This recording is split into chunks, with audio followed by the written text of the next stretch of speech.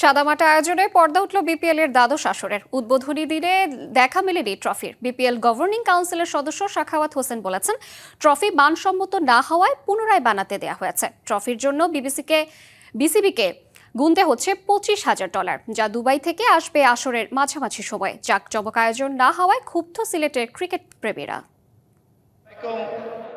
Tournament শুরুর আগেই টালমাটাল পরিস্থিতি, তবুও অপেক্ষার পালা শেষে পর্দা উঠল বিপিএল এর। তবে যে ট্রফির জন্য 6 দলের লড়াই, সেই ট্রফিরই দেখা নেই। যে ট্রফিটা আগে ছিল এটা অনেক গতানুগতিক ট্রফি, ওইটা চেঞ্জ করে নতুন একটা ট্রফি আনা হয়েছে, but it was not up to the mark.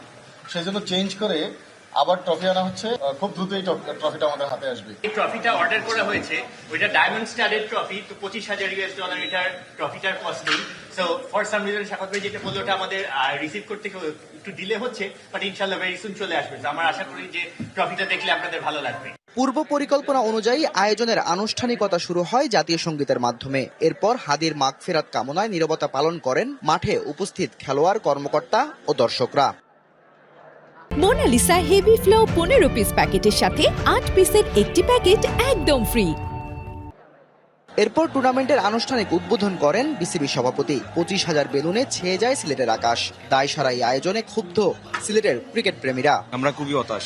BCB কোনো প্রোগ্রাম রাখে না এই বছর। প্রতি বছর প্রোগ্রাম থাকে, জমকালো প্রোগ্রাম বলতে এখানে মনে করেন যে আপনার হাদির হত্যার পরে এটা নিয়ে একটু সমস্যা হচ্ছে, এজন্য বিসিবি এটা করতে পারে না। এজন্য আমরা খুবই আপসেট। আমরা দর্শক হিসেবে এটা দেখতে পাইনি, এজন্য আমরা খুবই দুঃখিত। প্রতি বছর আমরা বিপিএল শুরুর আগে কনসার্ট হয় বা বিপিএল ঘিরে অনেক কিছু আয়োজন করা হয়, কিন্তু এবার না। এটা দর্শক হিসেবে অবশ্যই হতাশা আমার। ভিন্নতা আনার চেষ্টায় প্রথম ম্যাচের পর ছোট পরিসরে আয়োজিত হয় কনসার্ট। তবে 1 ঘন্টারও কম সময়ের এই আয়োজন দর্শকের মন ভরবে কিনা তা নিয়ে প্রশ্ন থেকেই যায়। উদ্বোধনী অনুষ্ঠানের ইতি হয় বর্ণিল আতশবাজিতে। বিতর্ক, সমালোচনা আর গোজামিলের মাঝেও স্বস্তি। সিলেট রাজশাহীর হাই স্কোরিং ম্যাচ, উইকেটের মান ভালো হওয়ায় সন্তুষ্ট বিপিএল গভর্নিং কাউন্সিলের সদস্য সচিব। আমাদের প্রেসিডেন্ট সাহেবের সবসময় ইচ্ছা যে একটা ভালো ক্রিকেট মানে ভালো উইকেট।